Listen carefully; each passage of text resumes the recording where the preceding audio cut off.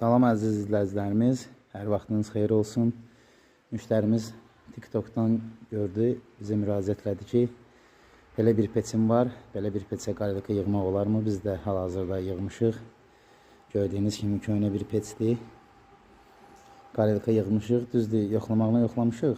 İndi istəyirəm ki, siz də görəsiniz necə yanır. İndi videonu saxlayacağım, yandırıb sonra devam edəcəm. Gördüyünüz kimi yağ orada yanır. Fan motorlar hələ də gəlib çıxmadığına görə fenlə yoxlayırıq. Fan motoru da özü bildirdi ki, özü alacaq. Fan motora ehtiyac yoxdur qoymağa. Yanarkən də baxın bacadan tüstü çıxır. İndi feni yandırandan sonra hələ ki yağ tam qızışmadığına görə belə eləyir. Köhnə bir peşdən düzəltdim. Burada da deşiklər var idi. Onları da tutmuşuq. İndi laqun qalacaq.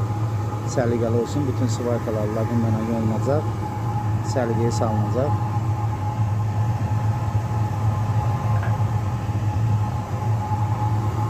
Yağı da buradan əlavə edirik.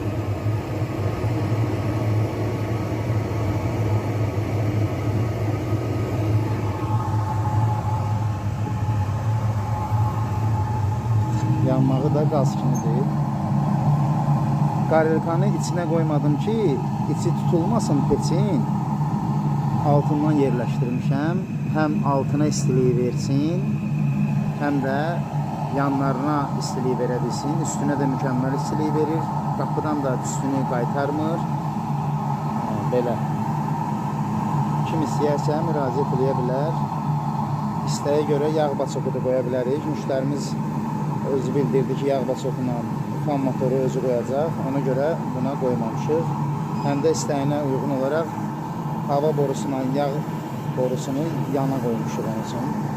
Bu peşdə gələndə qapısı da sınıq idi, petlələri, üstündə də deşiklər var idi, onlar da təmir olundu.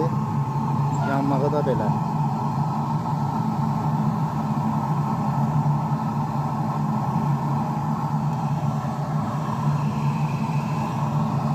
Yağı biraz da əlavə edirəm ki, yanması biraz da çoxalsın.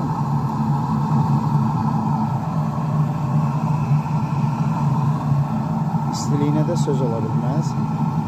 İnşallah işi tam qutarandan sonra, buralar düzələndən sonra kraska da vurulacaq. Belə bir peç idi. Bunu çevirdik yağ peçinə.